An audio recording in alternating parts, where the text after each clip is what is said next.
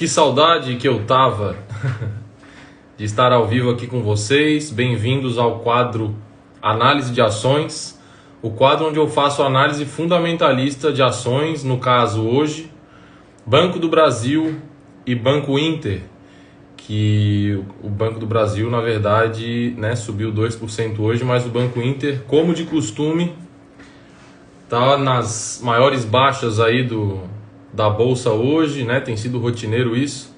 Pessoal entrando aí, Maurício Buenas, fala Maurício, tudo bem? Lembro do Maurício ainda da época que eu tinha começado e que ele veio tomar um café comigo aqui em Florianópolis, hein? Que legal. O pessoal vai entrando, algumas caras conhecidas aí, Carlos. Pessoal que já entrou aí, me diz de onde que vocês estão falando, qual a cidade de cada um aí. Vocês provavelmente já sabem que eu sou de Florianópolis, né? Ó, tem até coisa nova aqui na live do Instagram, tem como dar um like, ó.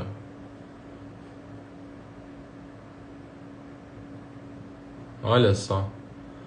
São Paulo, Barueri, Uberaba, Minas Gerais, Curitiba, Caldas Novas. Olha só, a internet é o bicho. E aí, galera, vocês investem em algumas dessas ações, Banco do Brasil ou Banco Inter? Deixa eu ajeitar aqui. Tá? Antes, só explicando como é que vai ser a live, tá? Primeiro eu vou dar uma geral sobre o que são ações, para dar uma compreensão para o pessoal mais iniciante. Tem muita gente que começou a me seguir agora. Azuremate, se eu tô vendo bem, é o Matheus do Mastermind. Nem sabia que tinha esse perfil, cara. Igor, ao vivo só pelo Insta ou YouTube também? Só pelo Insta, tá bom? As lives de aquecimento para a semana Viver Dividendos vão acontecer aqui no Instagram. E, muito provavelmente, via de regra é por aqui. E as lives do intensivo, as nossas 4 aulas da semana Viver Dividendos, lá sim, um mini curso, onde eu vou compartilhar a tela, eu entro nos sites, eu mostro as ferramentas. Vai acontecer dia 4 de abril, tá? São 4 aulas. Quem ainda não aproveitou, não se inscreveu gratuitamente nesse curso, que eu sempre falo que vale R$2.000, brincando, se inscrevam pelo link da minha bio, beleza? E hoje também já pode considerar como se fosse uma aula. Só vou abrir aqui porque eu fiz um roteirinho para levar vocês numa compreensão crescente aí para conseguir acompanhar até a live e a análise. Então, BBAS3, será que eu salvei assim? Salvei. Maravilha, galera. Opa, tô em aula. Miguel, já leu O Homem Mais Rico da Babilônia? Se sim, o que achou? Claro que já li, cara. É muito bom esse livro, tá? Ele não fala exatamente de ações, tá? Ele é mais relacionado à educação financeira, beleza? Mas é muito bom, O mercado de ações, de renda variável é um passo mais avançado, logicamente, que acelera a liberdade financeira, tá bom? Mas precisa daí estudar livros mais específicos desses mercados. Alguns livros, inclusive. Beleza? Então vamos lá. Essa é a primeira live de aquecimento. A gente vai falar sobre ações. Primeiro, antes de mais nada, pessoal iniciante, eu vou dar uma geralzona aí do que são ações, explicar um pouco esse mercado. E em seguida vamos direto para a análise fundamentalista. Lembrando que aqui não no meu canal, no meu Instagram, eu ensino a investir com foco no longo prazo, porque o longo prazo é a única forma de ganhar dinheiro com segurança na Bolsa de Valores. No curto prazo, o mercado é completamente aleatório, tá bom? Então vamos lá. O que são ações?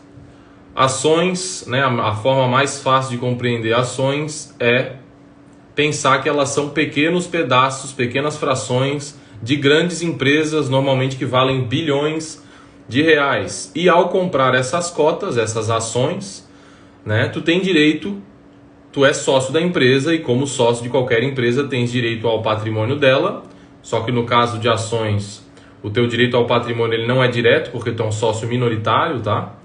Então o foco maior, e aí sim também tu tens direito, né, caso tenhas ações, aos lucros das empresas, e tendo direito aos lucros, o acionista recebe uma parcela desses lucros quando a empresa decide distribuir como dividendos, tá bom?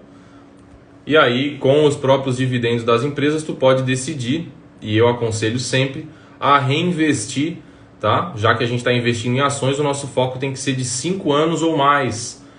Beleza? Foco no longo prazo é isso. Só invista em ações diretamente, né? Logicamente só vai investir diretamente se tens uma boa compreensão de como é o mercado, de como avaliar as empresas, né? De como comparar o valor de mercado com o lucro, com o patrimônio. A gente vai ver tudo isso aqui hoje, tá bom? E provavelmente também essa semana, talvez amanhã, a gente vai ver sobre FIIs.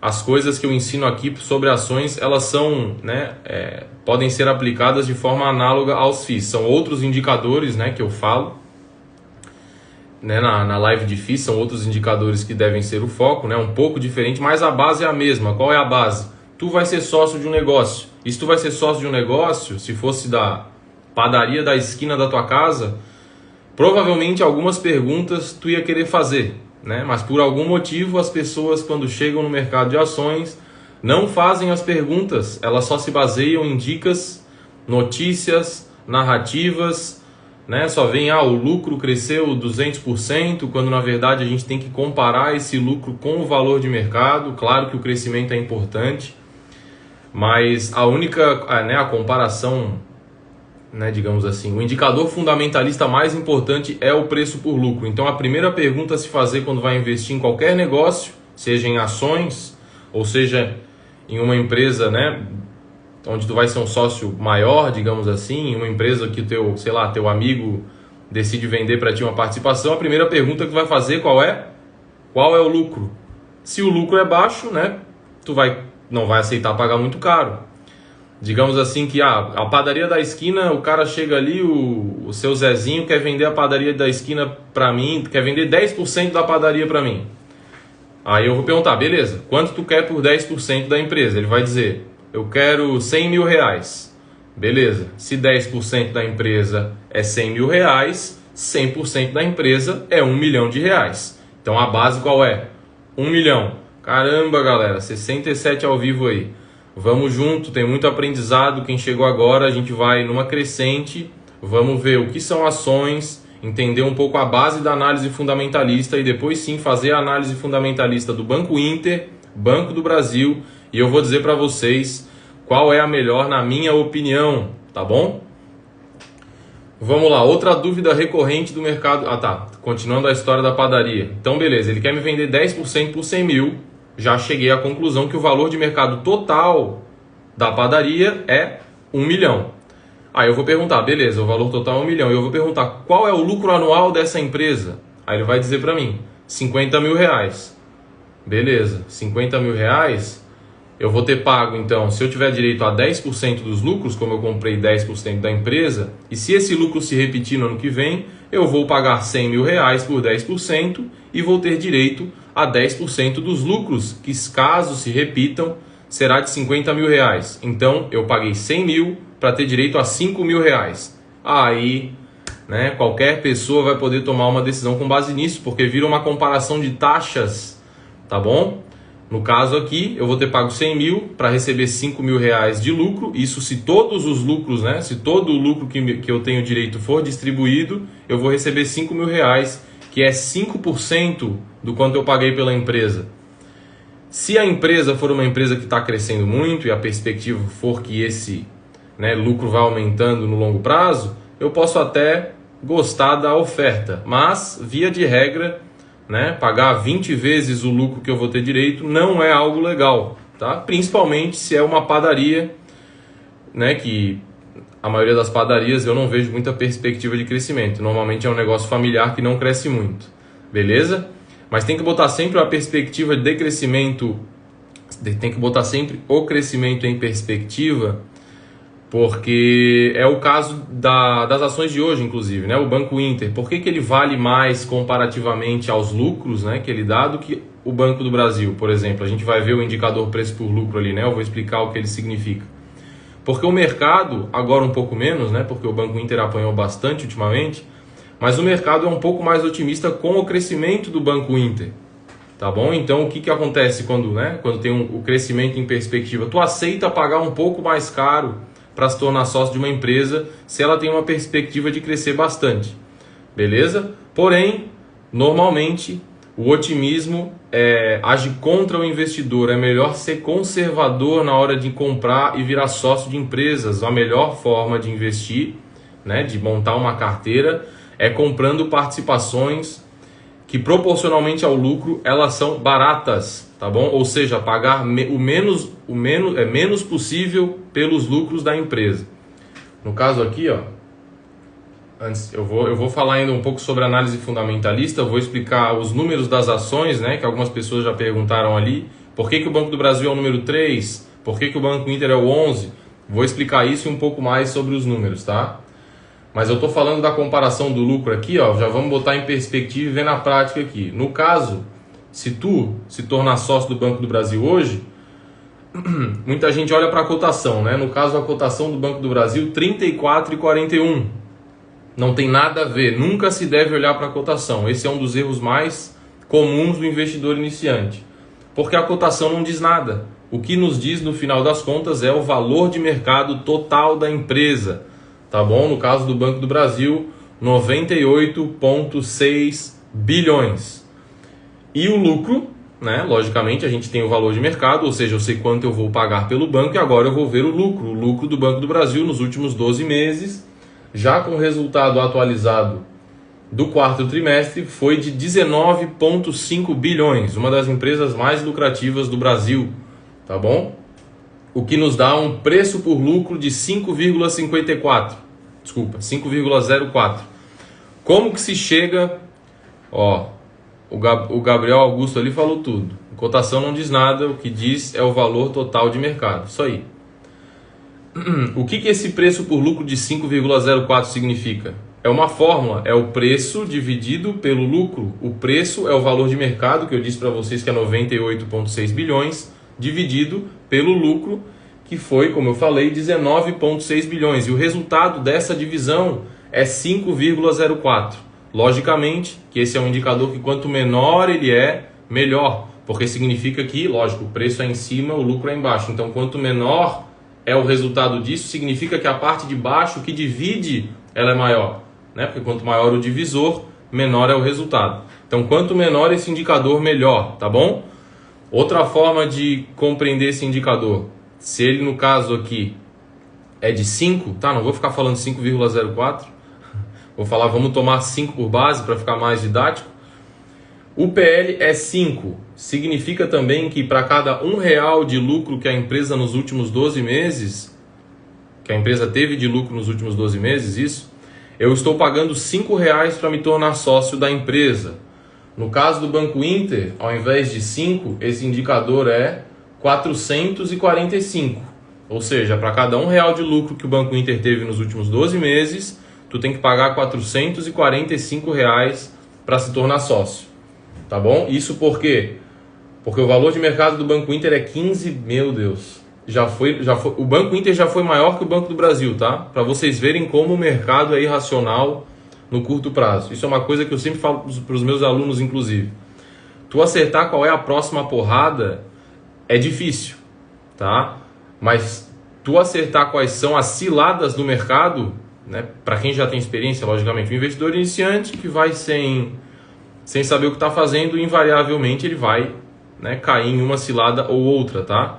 Mas quando ele adquire mais experiência, principalmente com base na análise fundamentalista, ele consegue evitar essas grandes ciladas, esses grandes otimismos que existem na bolsa, né? Mais recentemente a gente viu o quê? Banco Inter, Magazine Luiza, aquela de tecnologia também que fez a IPO, esqueci agora, não é Local Web.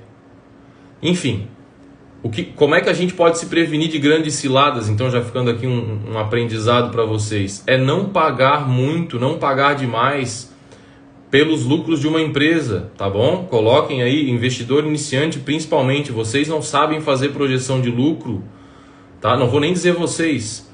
Quem é que pode fazer a projeção do lucro de um Banco Inter aí, sem ter os dados de dentro da empresa E como é que tu vai ter segurança para investir nessa empresa pagando 445 vezes o lucro que ele teve nos últimos 12 meses? É isso que eu falo, né?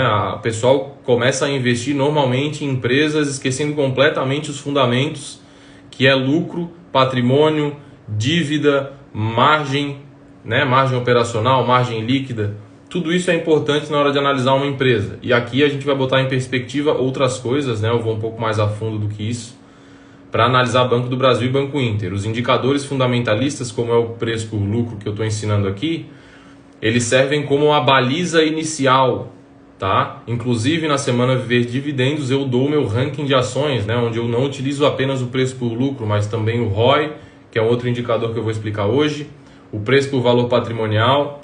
E com base nesses indicadores eu faço filtros e no final sai o meu ranking. E com base nesse ranking, aí sim, a gente vai para a parte artística, né? A parte de analisar realmente os negócios de cada uma das empresas do ranking e selecionar as melhores para montar a tua carteira, as mais seguras, tá? Até porque a gente precisa de 10, né? 10 a 12 ações, é o que eu falo, para ter uma carteira seguramente diversificada, né? Não basta apenas escolher, se tu escolher só 2 empresas seguras, não adianta, porque mesmo as empresas mais seguras estão sujeitas a coisas imprevisíveis. E o investidor ele tem que ser humilde e saber que ele não pode prever tudo. A diversificação existe para isso, tá bom? Então, quem vai começar, o que eu sugiro sempre? Bota 90% do que tu quer colocar na bolsa, coloca em BOVA 11 e aí começa com 2 ações ali por fora, 5% em cada uma, vai vendo como é que tu lida com a volatilidade do mercado, tá? Essa é a forma certa de começar. Começar bem é muito importante, tá? Se o cara já sai metendo os pés pelas mãos, o que eu vejo muita gente fazendo, né? Agora eu tô com poucas consultorias, né? Mas quando eu trabalhava mais com isso, né? E não tinha transformado ainda as consultorias em um serviço muito mais completo e com muito mais valor agregado e por um preço menor, como é o método, eu percebia nas consultorias porque eu via as carteiras de todo mundo, né? E os caras não sabiam nada sobre as empresas, né? Nada de errado com isso, né? A gente erra. Errado é persistir no erro. Errar não tem problema, tá bom? Eu fico apontando os erros aqui, mas é para alertar vocês. Eu não tô aqui julgando ninguém, logicamente, tá? Mas os caras não sabiam normalmente nem, né, qual era o lucro da empresa. Então tu chegava a abrir a carteira do cara, tenho 15 ações. Tá, beleza. Começou a investir há quanto tempo? 1 ano, 2 anos, tá bom. E tu sabe o lucro dessa empresa? Não, não sei. Tu sabe qual é o patrimônio dessa empresa? O índice de dívida, essas coisas assim? E não sabia. Ou seja, ele era um mero torcedor. Ele tinha 15 ações porque viu 15 dicas na internet, foi montando a carteira com base nessas narrativas, e aí na primeira queda que dá, a pessoa fica apavorada, não, né? Se sente insegura, logicamente, porque não tem onde se segurar. Onde é que a pessoa se segura? O investidor seguro, o fundamentalista, se segura no lucro. Se tu compra, né, por exemplo, tem o Banco do Brasil ali, eu estou pagando R$5 para cada R$1 de lucro que ele teve nos últimos 12 meses. Além disso, empresas lucrativas tendem a pagar mais dividendos, e o dividendo também funciona como um colchão de segurança. É impossível, por exemplo, o Banco do Brasil chegar e cair, como caiu o Banco Inter aqui. E eu falo por experiência própria, tá? É impossível mesmo. O Banco Inter cai em 12 meses 65%. Isso nunca vai acontecer com o Banco do Brasil, porque ele já está pagando 8% em dividendos no preço atual. Os dividendos são os lucros distribuídos nos últimos 12 meses, ou seja, é um indicador, essa parte do indicador, né? Os dividendos é uma coisa fixa, não muda. 12 meses para trás ele pagou aquilo e deu. O que muda, o que é? O valor de mercado. Então, se o valor de mercado do Banco do Brasil caísse 50%, por exemplo, os dividendos pagos, né, eles se mantêm constantes. Ninguém vai voltar no tempo e mudar o dividendo que foi pago. Então, automaticamente, o dividend yield da empresa subiria para 16%. Né? Se caísse 65%, subiria para 20 e poucos por cento. Então, o dividendo nos dá muita segurança. Tá bom? Segurança inclusive para quando as empresas caem, o investidor ele tem confiança para ir lá e aportar, comprar mais. Ao contrário de quando se investe em Banco Inter, Magazine Luiza, Oi, né? Que normalmente são pessoas que não olharam muito para esses fundamentos, e aí quando começa a cair, não tem onde se segurar, tá bom? E aí o que acontece? Né? Como tem mais pessoas inseguras, né? São tantos fatores que influenciam nessas quedas, né? E sempre é muito interessante observar como elas acontecem. Mas no caso dessas empresas que eu citei, Banco Inter, Magalu, que tem os indicadores muito esticados devido ao otimismo, nesses dois casos também devido à narrativa de tecnologia, né, como as pessoas acham que, né, tudo que é tech parece, até há pouco tempo atrás, valia pelo menos 5 vezes mais que os pares do mesmo setor.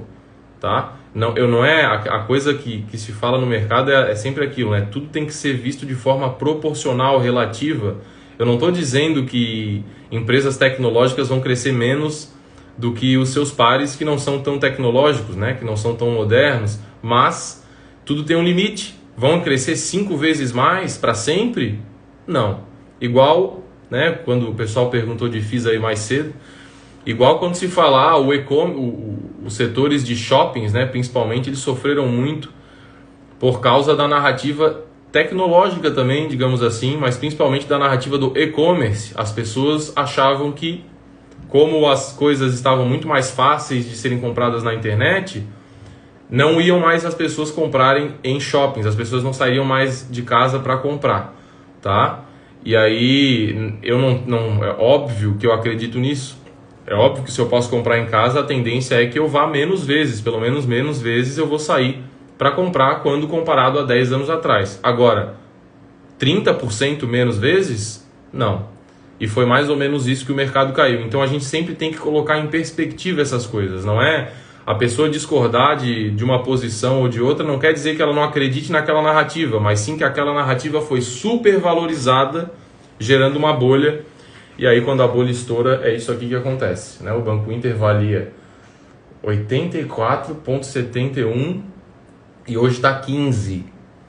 Meu Deus.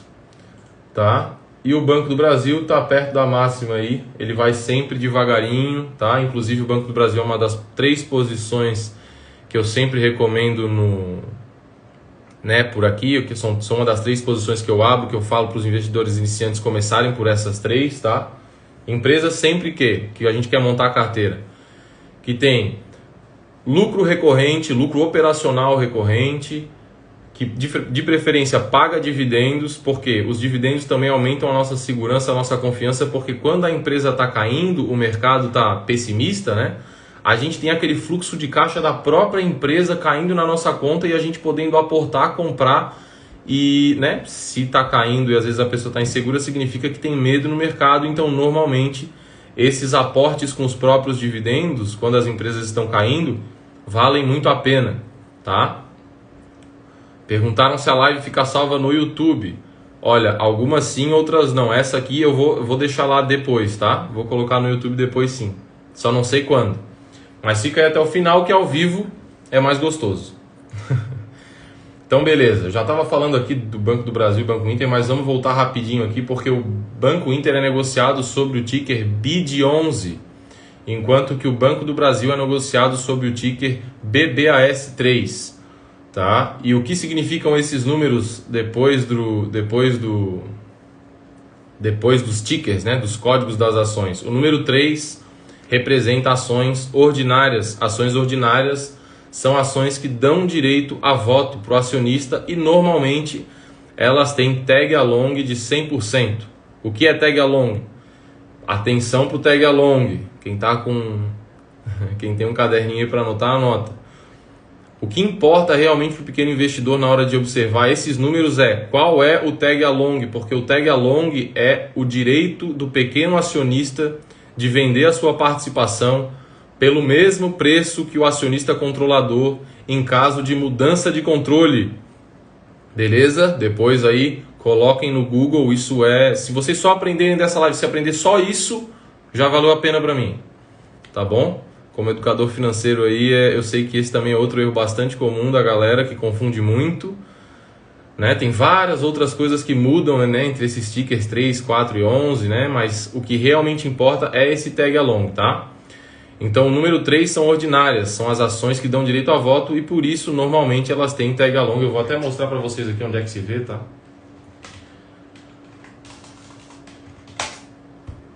Se vocês forem no site aqui, eu uso 2 sites para analisar, tá? Ó, no caso do Banco do Brasil, o tag along a gente pode ver aqui como são ações ordinárias, ó. Tá vendo aqui, ó? 100. Esse site é legal porque tu vem aqui no negocinho, ó, é uma proteção legal concedida aos acionistas minoritários em operações de venda de controle da sociedade, tá? Não explicou muito bem aqui porque, né, não sei se tem pouco espaço, mas é o fato de tu poder vender a tua participação pelo mesmo preço do controlador. Lembrando que isso é o quê? É uma possibilidade. Se tu não quiser vender, tu não vende, tá? Depois que tu tem a cota daquela empresa, tu é acionista, tu só sai da posição se tu quiser. Porém, quando acontecem, né, pela minha experiência também, que é que eu invisto há 12 anos, eu sei um pouquinho sobre isso, e quando a empresa vai fechar capital, vende, não fica ali, porque depois tu não vai ter liquidez e tu só vai poder repassar as tuas posições por contrato, né, pelo balcão. Então aí tu vai ter que achar fisicamente alguém, ou então vai ter que pedir para tua corretora achar algum comprador. É um processo bem chato. Eu sei porque, né, eu trabalhava na mesa de operações de uma gestora, então até que não é tão complicado quanto as pessoas imaginam, mas é chato, é um processo chato e tu vai ter que aceitar vender com um deságio bem alto. Perguntaram qual é o site. Status Invest, tá bom? Outro site bom, Fundamentos. Tudo isso, galera, e outras ferramentas eu vou falar na semana Viver Dividendos, daqui a 14 dias.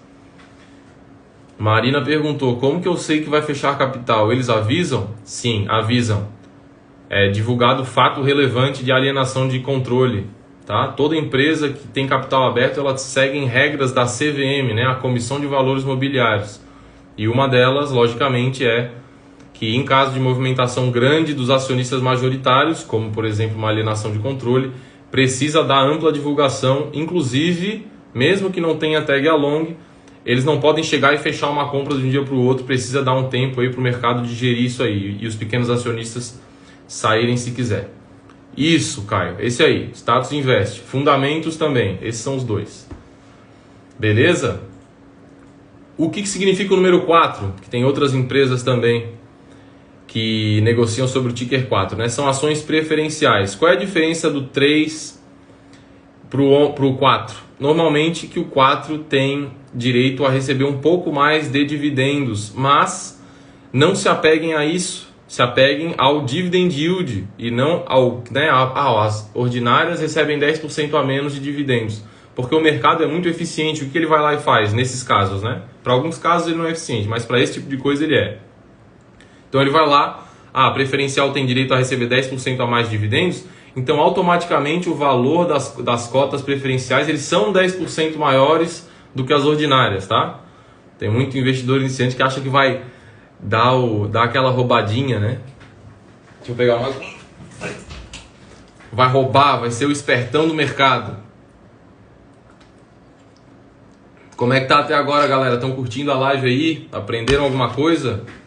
Quem aprendeu, aperta o... Não tem mais o... pra mim não aparece, né? Aperta o like aí se aprendeu alguma coisa. Ajuda aí. Vamos interagir. Beleza. Tá. Vamos falar sobre análise fundamentalista aqui, porque eu quero dizer para vocês que, né, principalmente também o investidor iniciante, ele tende a ficar perdido no meio de tanta notícia. E a maneira certa de investir ela é feita de baixo para cima, né? O que se chama de análise fundamentalista bottom-up.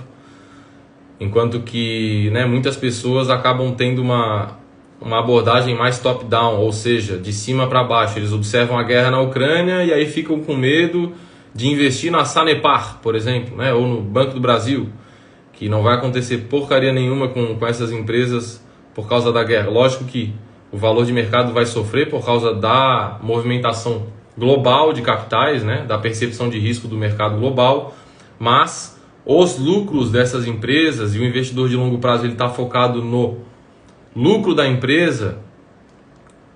Desculpa, faltou falar do 11, que é o caso do Banco Inter. O 11 nada mais é do que units, tá? E units o que são? É a junção de ações preferenciais e ordinárias. E por que eles fazem essas units? Eles fazem isso porque eles gostam de unir as duas para não ter divisão dentro do mercado. Às vezes a empresa negocia com ticker 3 e 4 e aí esses dois tickers acabam dividindo a liquidez. Quando tu centraliza tudo em uma só, tu aumenta o número de negociação, tá? E quando tu aumenta o número de negociação, tu facilita a entrada de grandes players, grandes fundos de investimento, tá bom?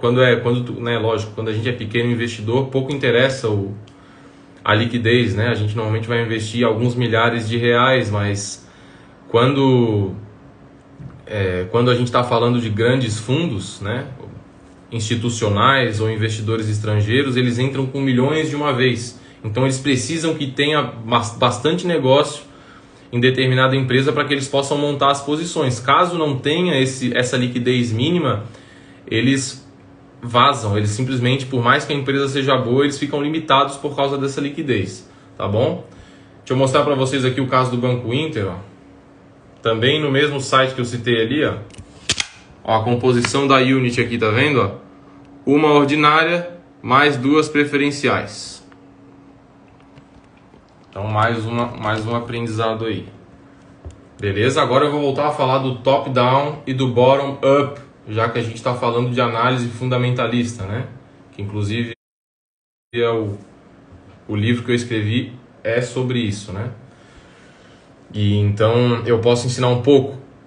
Primeiro, né, do ponto de vista bottom-up, que é a forma como eu invisto, tá? E quando eu falo na verdade, eu me baseei em grandes investidores, né? Olhei pelos ombros de grandes homens aí que tiveram graças a Deus, compartilharam, né, o conhecimento deles com a gente, com nós pobres mortais. Warren Buffett, Benjamin Graham, Peter Lynch, Philip Fisher, Joe Greenblatt, Aswath Damodaran, entre tantos outros aí, tá? Esse último Damodaran eu vou dizer que não vale a pena, na verdade. Achei ele muito generalista. Enquanto todos esses outros que eu falei, eles são focados mesmo, né, nessa parte de análise fundamentalista bottom-up, como eu falei. O que é bottom-up? Tu vai de baixo para cima. Qual é o foco do investidor quando ele vai escolher uma empresa? É saber da guerra na Ucrânia? É saber se o dólar vai para cima ou vai para baixo? Não. É saber qual é o lucro da empresa, qual é o valor de mercado, qual é a dívida. É isso que dita o rumo da empresa, se ela é boa ou se ela não é boa.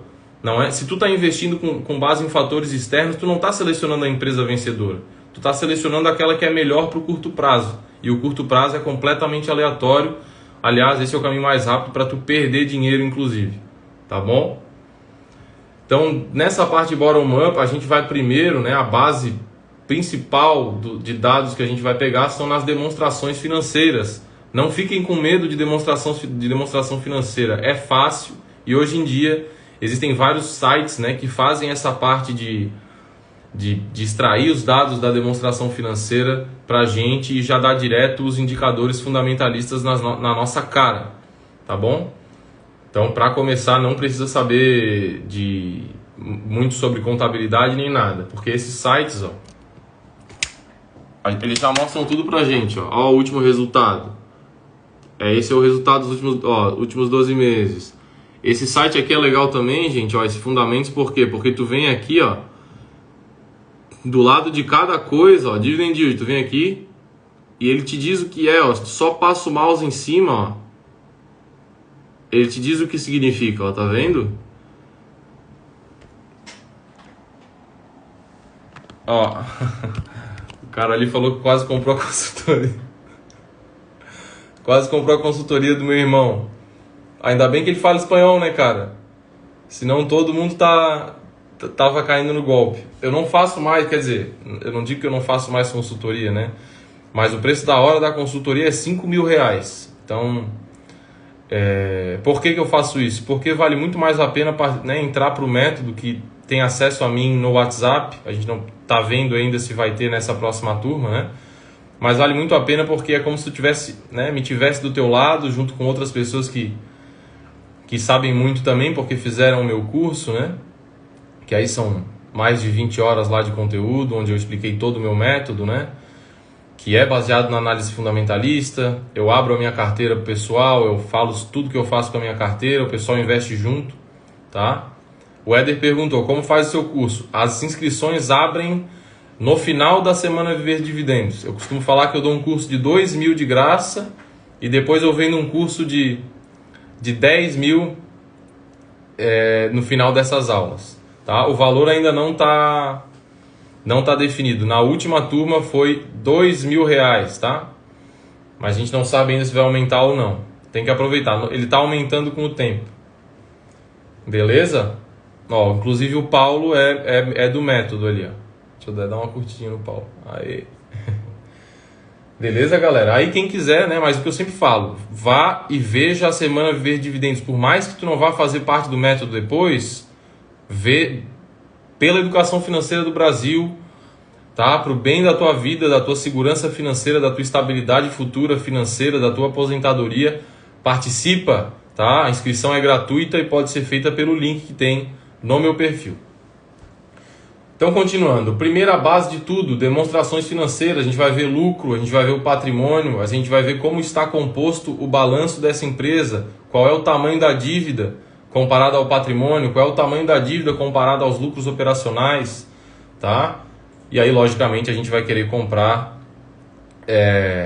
empresas de preferência, né? Não significa que a gente nunca vá comprar uma empresa endividada, porque tudo tem preço, tá? Ó, o Guilherme falou, não entendo nada sobre investimentos, essa semana vai funcionar para mim. Cara, só acredita em mim aí e participa, se inscreve lá, realmente o feedback é muito bom, tá? Já estamos indo para a quinta, já foram dezenas de milhares de pessoas atingidas pela semana Viver Dividendos, eu tenho muito orgulho de dar esse curso aí, tá bom? Esse intensivo gratuito aí de investimentos. Em segundo lugar, vantagens competitivas ou barreiras de entrada. Exemplos, botei exemplos aqui. Google, tá? O Google tem uma barreira de entrada que o nome é The Winner Takes All, ou seja, o vencedor leva tudo. Outra empresa que tem essa barreira de entrada, Facebook. O que isso significa? Que todo mundo acaba usando o Google porque ele acabou dominando nessa parte de pesquisa. Então, por mais que existam outras empresas que até tentam fazer competição, o Google é o que sai ganhando, porque todas as pessoas, todas as empresas acabam anunciando e dando preferência no Google, tá? Facebook, todo mundo acaba usando o Facebook porque todo mundo está usando o Facebook. Então não adianta eu criar, sei lá, a rede social do Google, por exemplo, que também tentou criar uma época, né? Acho que era G+, né? Não sei como é que era o nome, mas o Google tentou criar, veja, uma empresa como o Google tentou criar uma rede social e não deu certo, porque é difícil quebrar a barreira de entrada do vencedor leva tudo.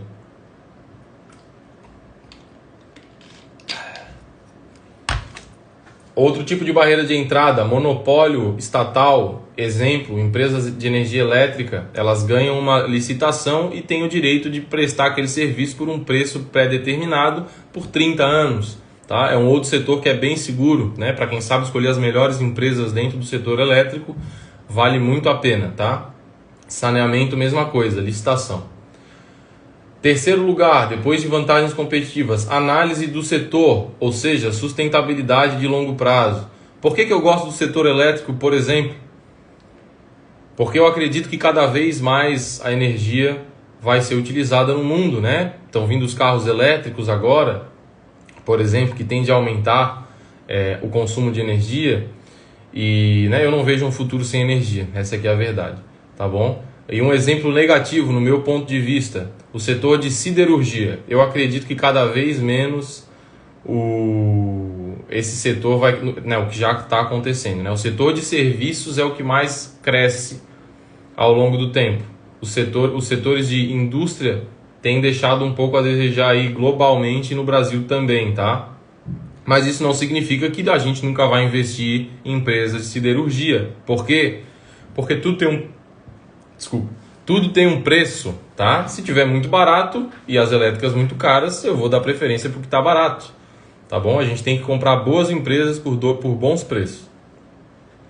E aí, em quarto e último lugar, aí sim, análise macro, economia global e do Brasil. Isso aí, quando se tem mais experiência, tu pode, né, meio que arriscar investir de acordo com os ciclos, né? Pegar os ciclos de alta e depois mudar as posições e aí surfar o ciclo de baixa de uma forma mais defensiva, tá? Mas sinceramente, quem é investidor iniciante não tem nem que pensar em análise macro, não tem nem que pensar em o que está acontecendo na guerra, em nada, tá?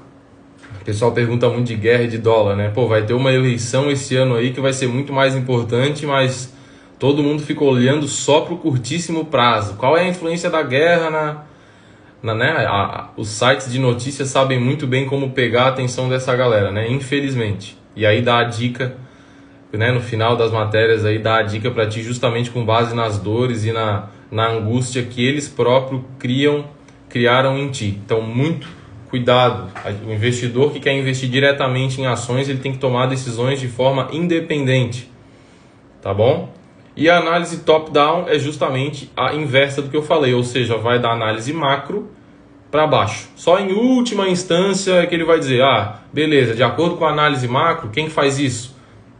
Gestores multimercados fazem isso. Um dos exemplos é o Luiz Stuhlberger, que é um gestor de multimercado brasileiro, que faz essa análise macro com maestria, tá?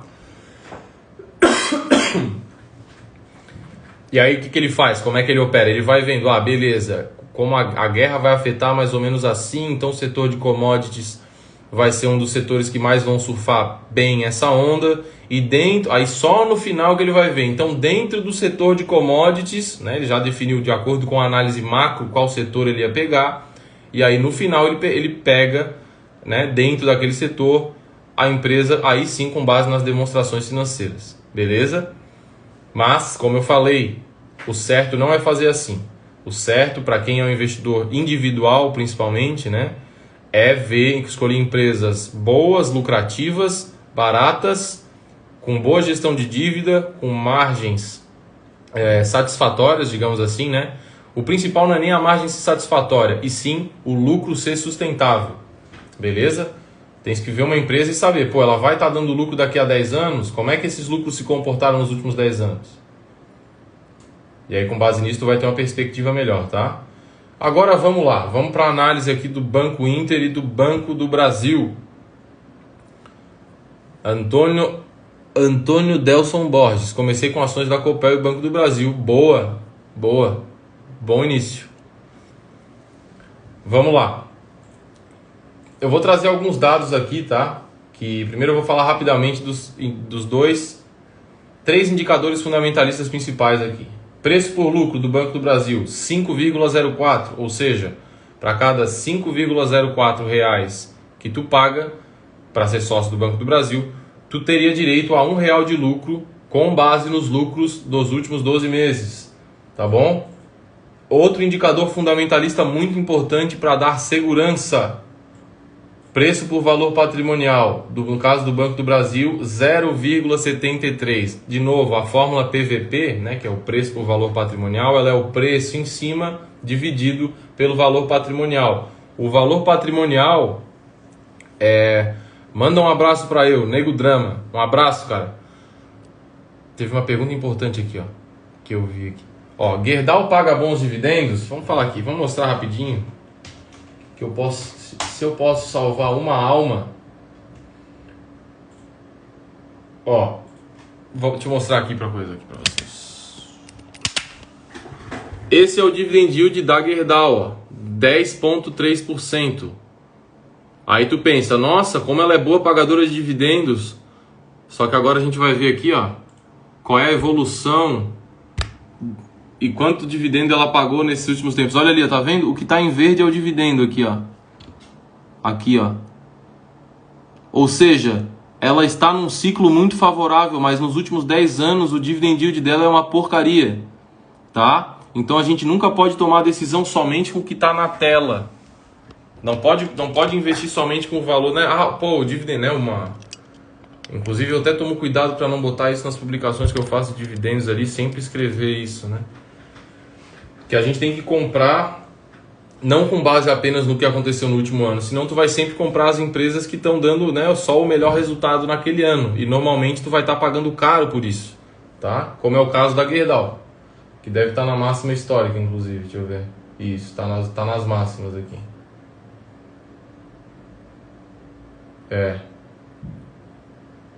A última vez que ela esteve nesses níveis foi em 2008. Não chegou nesses níveis completamente, mas olha só.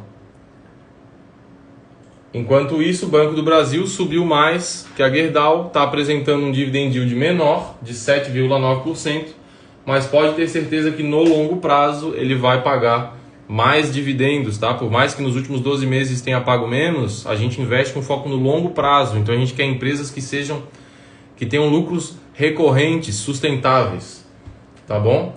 Voltando ao PVP, eu estava falando que é 0,73. Quando esse indicador é abaixo de 1, significa que o valor de mercado da empresa é maior do que o patrimônio líquido daquela empresa.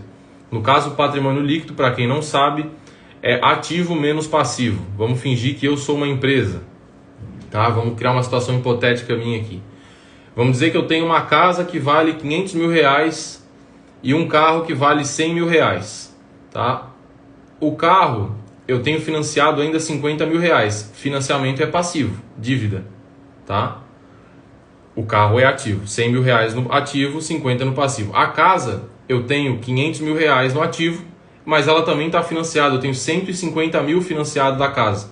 Então no ativo eu tenho a casa de 500 mil, mais o carro de 100 mil, 600 mil. No passivo eu tenho o financiamento do carro de 50 mil, mais 150 mil da casa, ou seja, 200 mil. Qual é o patrimônio líquido? É o ativo menos o passivo. Eu costumo dizer que o patrimônio líquido é o ativo sem dívidas. Então, o patrimônio líquido, nesse caso, né, o meu, supostamente, é de 400 mil reais. Tá bom? Então, quando esse indicador está abaixo de 1 e é uma empresa lucrativa, é um bom indicador de segurança. Tá? No caso aqui, para cada R$1 de patrimônio que o Banco do Brasil tem, a gente precisa pagar 73 centavos para se tornar sócio. São as pechinchas que o Warren Buffett citava, né? Que hoje em dia estão muito raras no mercado americano, mas que no Brasil a gente ainda consegue escolher essas empresas assim. Tá? Tem boas empresas sendo vendidas aí por apenas uma fração do que elas realmente têm de patrimônio líquido. No caso do Banco Inter, esse indicador é 1,82, ou seja, para cada R$1 de patrimônio que o Banco Inter tem, tu precisa pagar R$1,82 para se tornar sócio, tá? O dividend yield do Banco Inter é 0,4%, o do Banco do Brasil 7,9%. Outro indicador importante, ROI. O ROI é um indicador de eficiência, eu sempre explico ele por terceiro, porque ele não tem relação com o preço, tá? E a gente, quando vai escolher, né, preço importa, então os principais indicadores eles têm que ser baseados em preço. É o caso de PL e PVP que eu expliquei para vocês. Tá? No caso do ROI, ele é um indicador de eficiência, ou seja, ele não tem preço na fórmula. Ele só vai dizer mais ou menos qual é a margem de segurança que aquela empresa opera, né? Qual é o retorno que ela dá sobre o patrimônio que ela gira. No caso do Banco Inter, é 0,4%, ou seja, para cada R$1 de patrimônio, nos últimos 12 meses, o Banco Inter deu 4 centavos de lucro. No caso do Banco do Brasil, o ROI é 14,6%, ou seja, para cada R$1 de patrimônio líquido, o Banco do Brasil consegue dar um lucro anual, né, conseguiu nos últimos 12 meses, dar um lucro anual de 14,6 centavos. Tá? Era melhor fazer essa base com... Deixa eu voltar aqui para ver o que é. Carlos Menandro. Se o Tesouro paga 12%, por que compraria ações que retornam menos? Esperar que valorizem? Boa pergunta. Sim. Não só isso, né? Tu consegue comprar empresas que pagam dividendos acima dos 12% do Tesouro. Tá? Então, né, tem mais isso. Outra coisa, a tendência é que tanto empresas quanto imóveis se valorizem com o passar do tempo. Tá? No caso aqui do Banco do Brasil, ela dá um retorno sobre o patrimônio líquido de 14,6%. Então, só, né, digamos que ela estivesse sendo negociada 1 para 1 no patrimônio, o que não é verdade. Ela está sendo negociada abaixo do patrimônio. Inclusive, existe um indicador que eu utilizo e que não é muito famoso, que é o LP. O que é o LP? É pegar o preço por lucro e virar de cabeça para baixo. Por quê? Porque assim a gente consegue ter uma comparação de juros, né? Não adianta nada, às vezes, né? Claro, quem já tem um pouco mais de experiência sabe que o que significa, mas quem é iniciante fica meio perdido, porque o cara fala, o PL é 5 e o Tesouro paga 12%, né? São duas, não tem a mesma base para fazer a comparação. Então, o que se faz para chegar a uma taxa de lucratividade, né? Que é esse indicador LP que eu estou falando? A gente pega o PL e vira de cabeça para baixo.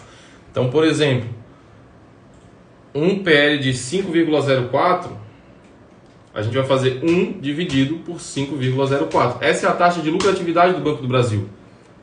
19,8%. Tá? Agora, se tu fizer pegar uma empresa de crescimento e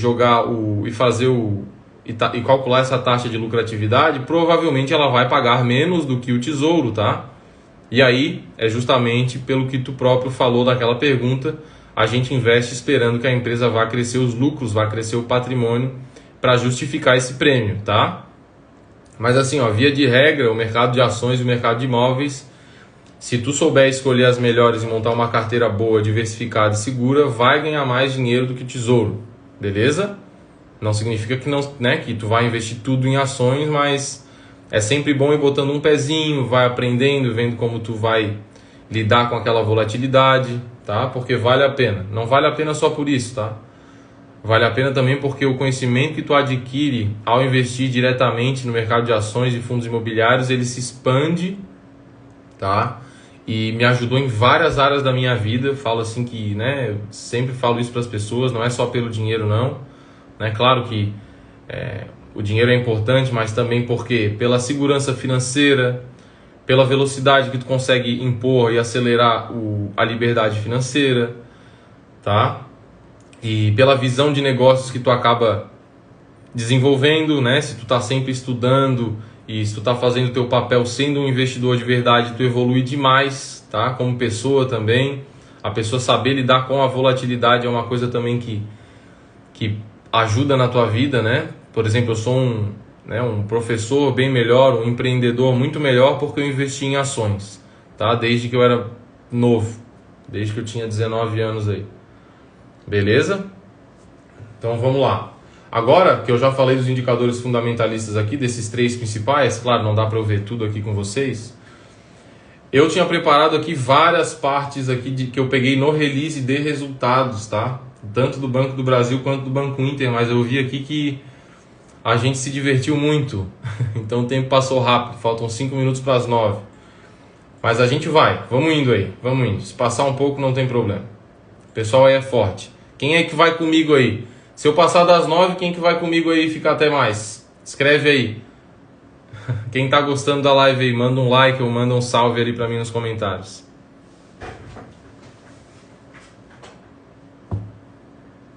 Tá. Então, eu vou mostrar para vocês alguns dados aqui que eu tirei dos releases do Banco do Brasil, tá? Um dado legal que eu peguei e que vai contra a narrativa. Tudo eu vou fazendo a comparação com o Banco Inter, tá? Para quebrar esse mito. Logicamente que a minha preferência entre esses dois bancos, até porque eu estou falando com investidores iniciantes aqui, é pelo Banco do Brasil. Eu invisto no Banco do Brasil já há 10 anos. Foi uma das minhas primeiras posições, tá bom? Então, e eu gosto muito da forma como eles apresentam os resultados. Eu acho que o modelo, mesmo sendo uma empresa, uma sociedade de economia mista, ela funciona muito bem. O setor bancário não é um setor que exige muita inovação, tá? E o Banco do Brasil tem concursos que são bem disputados. Normalmente as pessoas que fazem concursos são, sim, bem inteligentes. É o caso de vários amigos meus que trabalham no Banco do Brasil. Eles têm programas de capacitação lá dentro que realmente formam pessoas que se comportam como funcionários privados, digamos assim. Então é uma empresa que, apesar de ser uma sociedade de economia mista, ela é lucrativa, ela tem uma boa gestão e ela tem uma transparência muito boa, tá? E em alguns casos eu até acho importante que exista um banco que é uma sociedade de economia mista no Brasil, tá bom? Enquanto que a Caixa, eu acho que não vale a pena, tá? Justamente por conhecer o atendimento da Caixa também, meus pais, né, normalmente o pessoal mais velho tudo tem conta na Caixa, né? E aí, quem já teve experiência com a Caixa aí deve saber que, pelo menos as que eu tive e das pessoas que eu conheço, é muito ruim. Um dado interessante que eu peguei aqui do Banco do Brasil, do Release, qual que é o dever do investidor de verdade? É ver o resultado da empresa. Tu é sócio, os caras preparam uma apresentação bem bonitinha para ti, para tu ler, saber o que está acontecendo dentro da tua empresa, se sentir seguro, confiante para continuar sendo sócio. E a maioria das pessoas não vê isso. A maioria das pessoas não vê nem qual é o lucro da empresa. Quem dirá ver o Release, né? Para quem não sabe, toda empresa é obrigada a cada trimestre a divulgar esse release de resultados explicando o que aconteceu com a empresa no período, tá bom? Então vamos lá. Dado importante: redução de agências e aumento de correspondentes bancários, tá? Isso vai aumentar a taxa, a margem de lucratividade da empresa, porque vai diminuir o custo fixo das agências. Inclusive, como o Banco do Brasil, né? Eu falei para vocês ali que ele é vendido por 0,73 do valor patrimonial. O que tem no patrimônio do Banco do Brasil, principalmente, e dos grandes bancos do Brasil, né? Dos bancões, que realmente tinham agências, né? O patrimônio deles são imóveis. Então, se ele está sendo vendido com desconto de quase 30% sobre o patrimônio líquido, a venda de agências é muito boa. Porque, né, o imóvel que tu vai vender lá, tu não vai estar vendendo na Bolsa de Valores, tu vai estar tentando fazer bons negócios lá e provavelmente tu vai vender por mais ou menos 1 para 1 no valor patrimonial, né? Por mais que tu venda com deságio, dificilmente tu vai vender com 30% de desconto. E esse patrimônio é do Banco do Brasil, ou seja, é nosso como acionista. Então, se o Banco do Brasil quiser, ele vai reduzir esse número de agências e, se ele achar por bem, ele vai distribuir essa receita, né, que é não recorrente, né, no caso. A gente quer sempre que, logicamente, que a empresa dê lucros que tendem a se repetir. Vai chegar uma hora que isso vai se esgotar, né? Não é a atividade fim do Banco do Brasil, mas, como ele está sendo vendido com desconto, é um indicador muito positivo essa venda de agências, diminuição de agências e migração pro digital. Às vezes as pessoas acham que só porque é bancão, porque é antigo, não vai se aproveitar da tecnologia também. Gente, a não ser que a empresa seja de tecnologia, né, como por exemplo é o Facebook ou o Google, toda empresa se beneficia do digital. Não é porque a empresa fala que é digital que a outra, né, não é porque o Banco Inter fica falando que é todo digital, né, ou o C6 fica falando que é 100% digital, não significa que o Banco do Brasil não vai ser digital. Inclusive o Banco do Brasil, entre os bancões, é o que tem o melhor digital. Tá? Não só por experiência própria, né, porque eu também sou correntista do Banco do Brasil, mas os dados que se vê no release é que eles realmente têm a plataforma deles, eu vi um comparativo esses dias, um estudo que foi feito, né, com os aplicativos dos bancos, e em segundo lugar é o Banco do Brasil, só perdeu para o Nubank em primeiro lugar, tá bom? A nota que os usuários dão para a interação dentro do aplicativo. E isso é um ótimo sinal, né? Cada vez mais as pessoas usam o banco pelo aplicativo e menos pelas agências. Então, se o Banco do Brasil está conseguindo ter uma nota boa no aplicativo e, ao mesmo tempo, está conseguindo reduzir as agências e batendo recorde de lucro, como foi o caso, é um bom sinal. Tá bom? Ranking Bacen, menos 34% de reclamações. Nota do autoatendimento, de 1 a 5 a nota, avaliação do atendimento, 4,8. Olha só, lucro líquido ajustado dos últimos 12 meses, 21 bilhões. O lucro do Banco Inter foi de 34 milhões. Quase que 1000 vezes mais, né? Se fosse 21 milhões aqui, o do Banco Inter era 1000 vezes menos que o Banco do Brasil.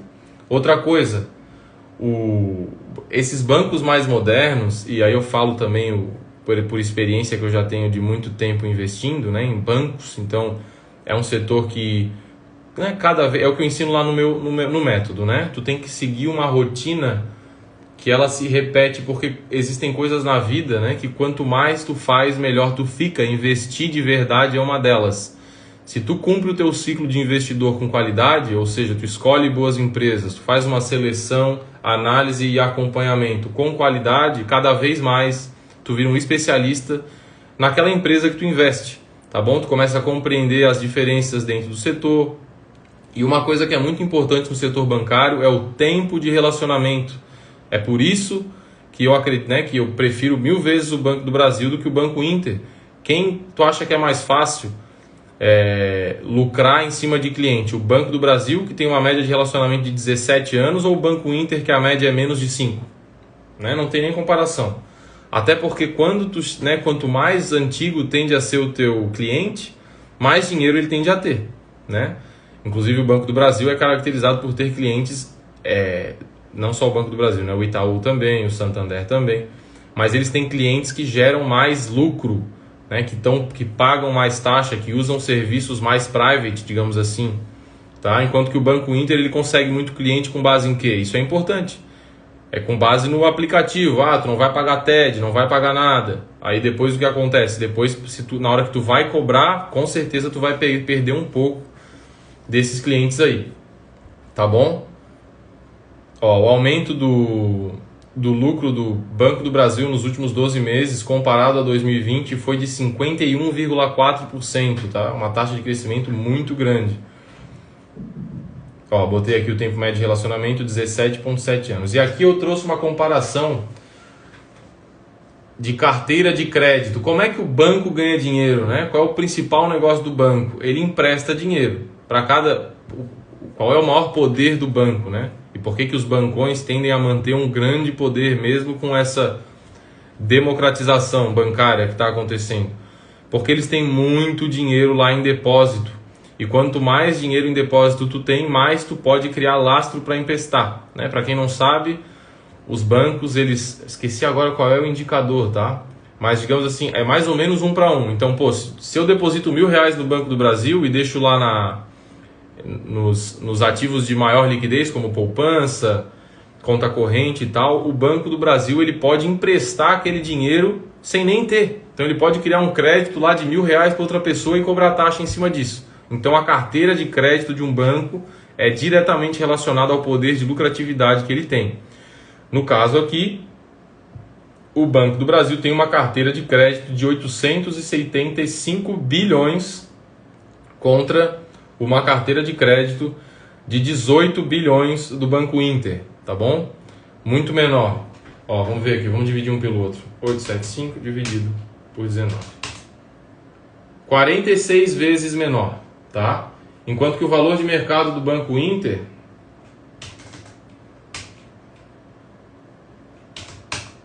é 6 vezes menor só que o Banco do Brasil. Ou seja, né, no meu ponto de vista, eu acredito que a tendência é o Banco do Brasil ser mais rentável no longo prazo, não apenas ser mais rentável, como também é mais seguro.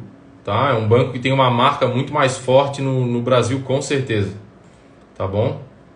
Um dos bancos mais antigos aí, um banco que nunca deu problema, ninguém é traumatizado com esse banco. Inclusive eu acho o serviço muito bom, tá?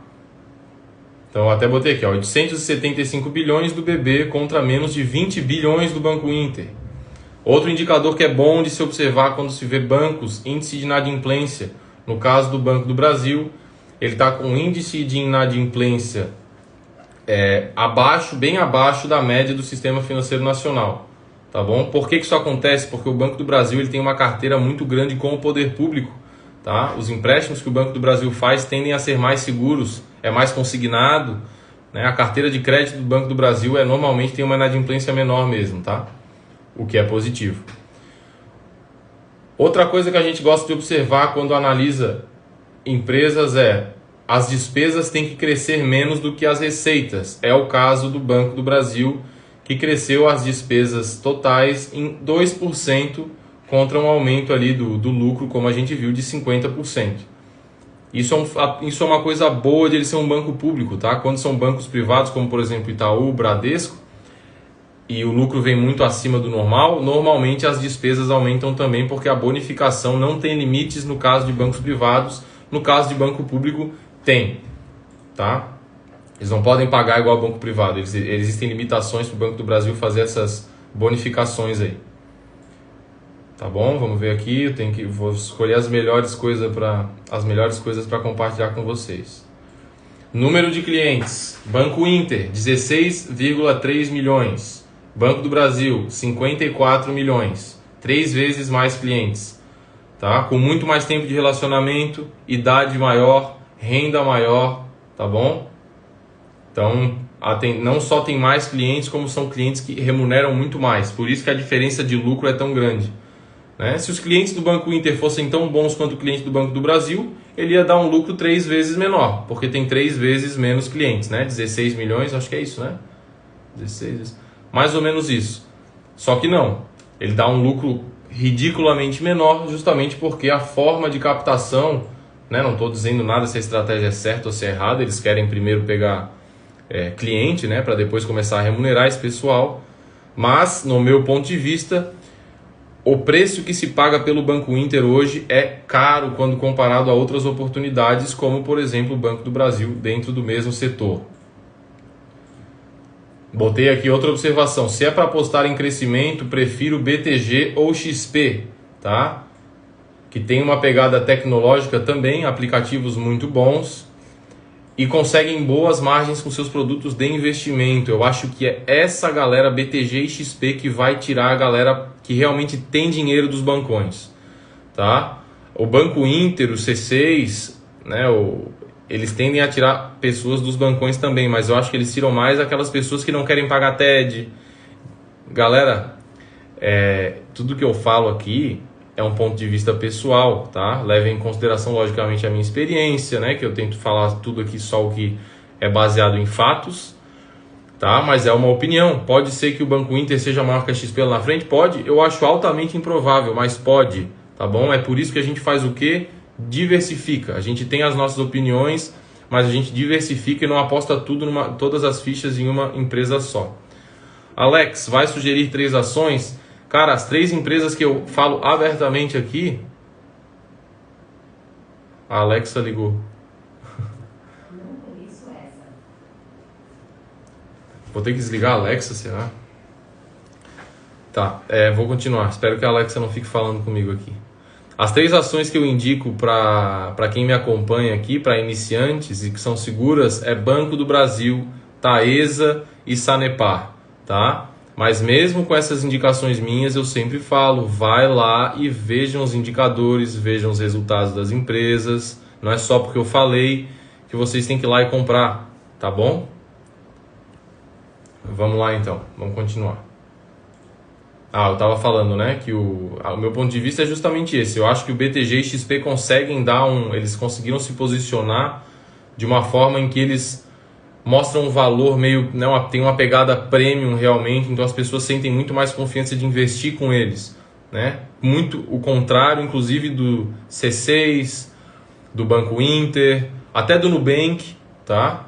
Eu tenho conta no Nubank também porque eu tenho alguns alunos que têm, né, que operam pela corretora no Invest, então eu também tenho lá porque eu estou junto com eles dentro da comunidade. E eu não tenho problema nenhum com o Nubank. Eu acho que, né, a plataforma deles de investimento também é muito boa, tão boa quanto o BTG, tão boa quanto o XP, tá? Mas XP e BTG não é todo mundo que investe como eu, né? As pessoas se sentem muito mais seguras, às vezes, com um atendimento personalizado, com a galera treinada em atender, em dar um atendimento realmente para aqueles clientes premium, né? E o BTG e a XP, no meu ponto de vista, vão conseguir tirar mais desses, já estão conseguindo, né? Tirar bem mais desses bancões, tirar bem mais lucro de fato desses bancões do que o Banco Inter. O Banco Inter tira o cliente de lá, mas ele não tira lucro, digamos assim. O cara para de fazer TED no Banco do Brasil, mas vai para o Banco Inter, mas o cara não fica participando de IPO, por exemplo, que é o que dá dinheiro para as corretoras como XP e BTG, não fica comprando fundo do Banco Inter. O Banco Inter provavelmente nem tem fundos, né, negociados, né? Mas enfim. Para finalizar, eu deixei aqui uma frase importantíssima para todo mundo levar em consideração na hora de investir. Receita é vaidade, lucro é realidade e caixa é rei. tá? Ou seja, não se importe com a receita estar crescendo tanto, o que importa é o lucro, não importa tu vender um monte, inclusive é até pior, né? Tu ter uma receita gigantesca e o teu lucro ficar muito pequeno. Tu vai ter muito trabalho para entregar o teu serviço, né? Porque se tu tá tendo receita, tu tá vendendo alguma coisa, e aí tu vai ter que entregar. Se tu vender alguma coisa e não entregar, o cliente não volta nunca mais, né? Tu tem que entregar e dar resultado pro teu cliente, tá bom? E aí, se tu tem um cliente que é realmente satisfeito com o teu trabalho, tu tem lucro, não adianta, tá? O lucro é a realidade e o caixa é rei. É o caixa que vai botar o dividendo no nosso bolso. Tá bom? Boa noite a todos. Vitor, o critério de avaliação do ranking Sena para bancos é o mesmo que posso usar em elétrica e outros? Sim, porque o ranking Sena só considera 3 indicadores que são aplicáveis em qualquer setor, que é PL, PVP e ROI. Aí depois, com base no ranking, é que se vai pegando as ações e fazendo análise individual. Aí é o que eu ensino dentro do meu curso, né? E ensino também um pouco na semana Viver de Dividendos, mas não dá tempo porque, né, são só 4 aulas, né? Mas já dá para ter uma bela noção por lá também.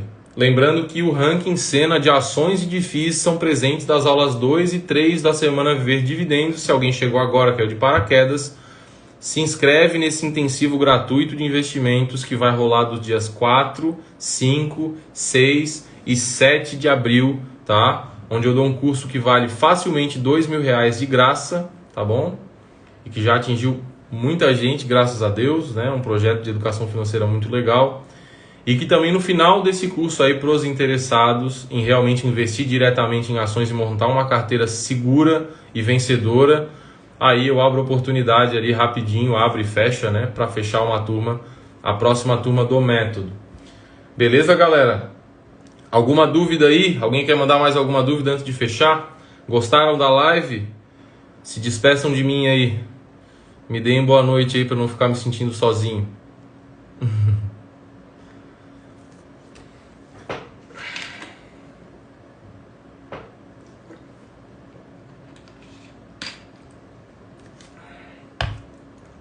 Então, beleza. Essa foi mais uma live de análise de ações. Boa noite a todos que acompanharam. Muito obrigado por ter vocês aqui nessa nossa sala de aula virtual. E até a próxima. Essa semana ainda vai ter live de análise de FIIs com muito aprendizado também, tá bom? Aí, galera. Maravilha. Obrigado, gente. Obrigadão aí, de coração. Um abraço, um beijo no coração de todo mundo aí. Até a próxima. Não se esqueçam de se inscrever.